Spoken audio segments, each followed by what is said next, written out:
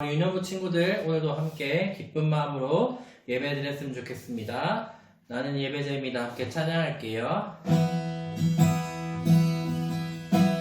나는 하나님을 예배하는 예배자입니다.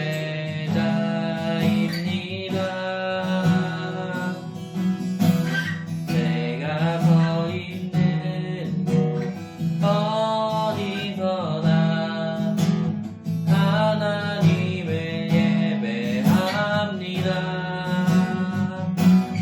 내 영혼 거룩한 은혜를 향하여 내 마음 완전한 하나님 향하여 이곳에서 바로 이 시간 하나님을 예배합니다.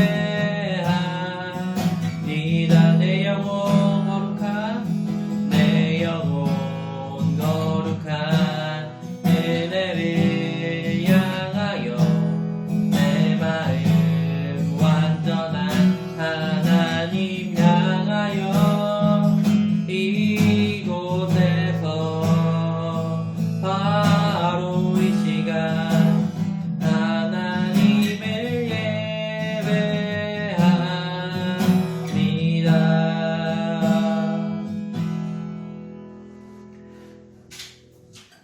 네, 함께 사도신경 고백하겠습니다.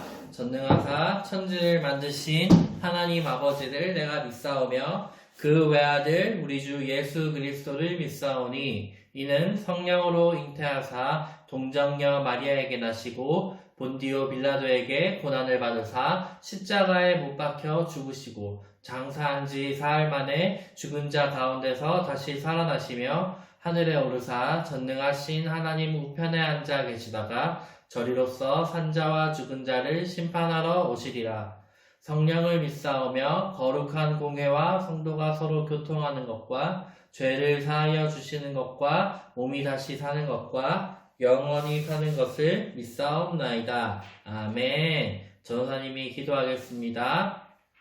사랑이 많으신 하나님 아버지, 오늘도 우리를 불러주시고 우리가 함께 부활을 기뻐하며 예배드리게 하심을 감사합니다.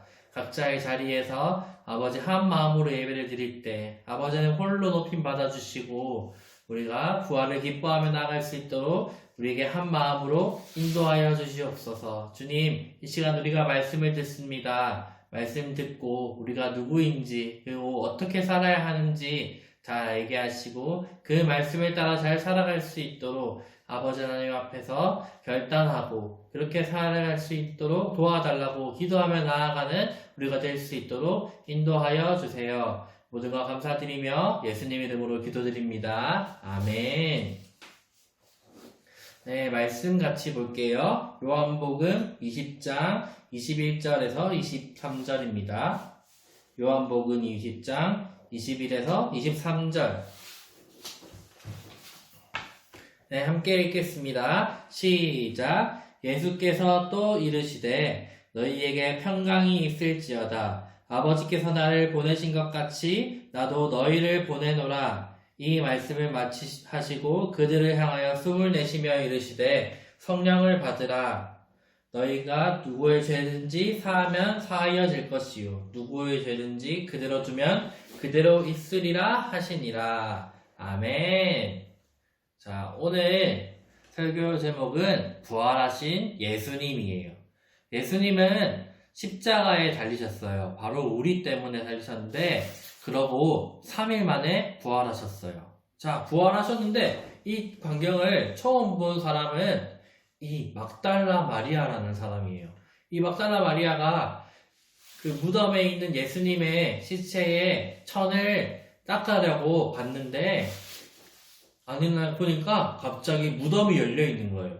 이때에 무덤에 시체를 훔쳐가는 사람이 워낙 많았기 때문에 마리아는 처음에 깜짝 놀랐어요. 그래서 어떻게 했냐면은 제자들에게 달려가서 무덤이 열려 있어요 라고 알려주었어요. 그래서 제자들이 함께 무덤으로 달려가서 무덤 속을 보니까 무덤 속에 예수님의 시체는 없고 예수님을 쌌던 천만 이렇게 놓여 있는 거예요. 그 광경을 본 마리아 제자들은 돌아가고 마리아가 이렇게 울면서 무덤 앞에서 슬퍼하고 있었어요. 이렇게 슬퍼하고 있는 마리아 앞에 예수님이 마리아 앞에 나타나셨어요. 그래서 마리아에게 네가 왜 울고 있느냐라고 하셨는데 마리아가 처음에는 예수님인지 모르고 누가 여기 있는 시체를 훔쳐갔어요 라고 얘기했어요. 그때 예수님께서 이렇게 말씀하셨는데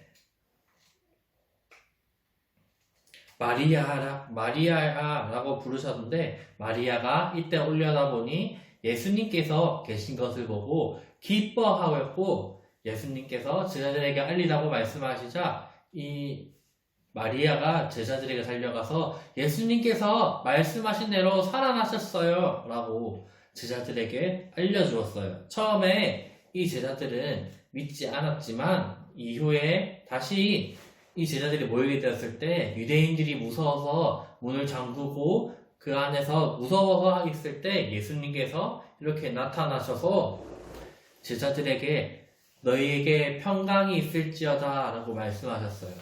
예수님은 이 두려워하고 있는 제자들에게 평강을 약속하시면서 함께 약속하신 것이 있어요. 아버지께서 나를 보내신 것 같이 나도 너희를 이 세상에 보낸다 라고 하셨어요. 예수님은 하나님의 아들이세요. 근데 이 세상에 오셔서 무엇을 하셨을까요? 바로 하나님의 나라, 즉 천국이 곧 온다고 복음을 전하는 일을 주로 하셨어요. 그 일을 이제 제자들에게 맡기신 거예요. 우리는 하나님의 아들로서 그리고 제자로서 이런 예수님의 부활을 증언하는 일을 맡은 사람이에요. 근데 우리는 그냥 맡기만 했을까요? 아니요. 예수님에게 능력도 받았어요. 예수님은 이 말씀을 하신 후에 제자들에게 숨을 불어넣으시며 성령을 받으라 라고 하셨어요. 이 말은 우리가 복음을 전할 때, 무엇을 할 때에 하나님의 일을 할 때에 우리의 힘만으로 하는 게 아니라 성령 하나님으로 우리와 함께 하시면서 우리를 인도하시고 이끌어 가시겠다는 거예요. 그때 우리가 해야 할 것은 바로 하나님의 일에 함께 하면서 그냥 하나님과 교제하는 것을 원하시고 하나님의 성령이 하시는 일에 통로가 되어주길 하나님께서 원하시고 계세요. 그리고 그럴 뿐만 아니라 이 제자들에게 믿을 수 있도록 손에 못자국 그리고 허리에 창에 찔린 자국들을 보여주시면서 이 제자들에게 더욱더 믿고 기뻐하며 평안할 수 있도록 도와주셨어요. 예수님은 우리가 복음을 전하는 일을 두려워하기 원하지 않으시고 이 부활하신 예수님을 따라서 기뻐하고 평안하길 원하세요. 왜 그럴 수 있냐면 예수님께서 부활하신 것은 이 세상에서 예수님을 죽이고 승리하였다고 생각했지만 예수님은 또 다른 방법으로 승리를 쟁취하신 것이고 이 승리를 우리에게 알려주시는 것이기 때문이에요. 이 예수님께서 완전히 이긴 세상을 우리는 함께 도와 이겨나가길 예수님께서 원하시고 계세요. 우리 친구들, 그래서 우리는 뭐 게임을 할 때 이기면 엄청 기쁘잖아요. 그런 것처럼 예수님을 따라서 함께 이겼을 때 함께 기뻐하기를 예수님께서 원하시고 계세요. 그래서 우리에게 복음을 전하며 전도를 하며 그렇게 우리가 복음을 전하는 일 함께 하길 원하세요. 이제 말씀을 마칠 텐데 예수님께서 마지막에 제자들에게 이렇게 말씀하셨어요. 너희가 누구의 죄든지 사하면 사하여질 것이요 누구의 죄든지 그대로 두면 그대로 있으리라 하시니라 하셨어요. 이거는 이 죄를 사하고 그대로 놔두는 거는 하나님의 권능, 하나님의 능력이에요. 근데 우리에게 그 능력도 맡기셨다고 하셨어요. 그게 왜 그럴까요? 우리는 죄 사할 능력이 없어요. 근데 우리에게 이런 것을 맡기신 이유는 우리가 복음을 전하면서 그 사람들을 용서하길 원하셔서 너희가 용서할 때 내가 그 사람을 용서하겠다라고 말씀하시는 거예요. 우리는 모든 사람들에게 용서하라고 말씀해서 배우고 있어요. 그래서 우리가 모든 사람들의 죄를 사하여질 것을 바라며 그 사람들을 위해 기도하기를 하나님께서 원하시고 계세요. 자, 이제 이 말씀을 따라서 우리 모두 복음을 전하고 그리고 옆에 있는 다른 사람들의 잘못이 있다 하더라도 그 잘못을 하나님께서 나를 위해 십자가에 달리신 것은 내 죄가 너무나 크지만 이 죄를 용서하시기 때문이야 라는 것을 기억하고 그 죄마저 함께 용서하며 그 예수님의 일 전하며 함께 기뻐하며 살아가기 원해요. 자, 이제 함께 기도하고 마치겠습니다. 부활하신 예수님 감사합니다. 예수님의 부활로 평강을 얻게 하시고 기뻐하며 살아갈 수 있도록 도와주세요. 그리고 예수님처럼 사람들을 용서하고 예수님의 부활을 증언하는 사람으로 살게 해주세요. 모두가 감사드리며 예수님 이름으로 기도드립니다. 아멘. 자, 주기도문 함께 고백하겠습니다. 하늘에 계신 우리 아버지여, 이름이 거룩히 여김을 받으시오며 나라가 임하옵시며 뜻이 하늘에서 이루어진 것 같이 땅에서도 이루어지이다. 오늘날 우리에게 일용할 양식을 주옵시고 우리가 우리에게 죄 지은 자를 사하여 준 것 같이 우리 죄를 사하여 주옵시고 우리를 시험에 들게 하지 마옵시고 다만 악에서 구하옵소서. 대개 나라와 권세와 영광이 아버지께 영원히 있사옵나이다.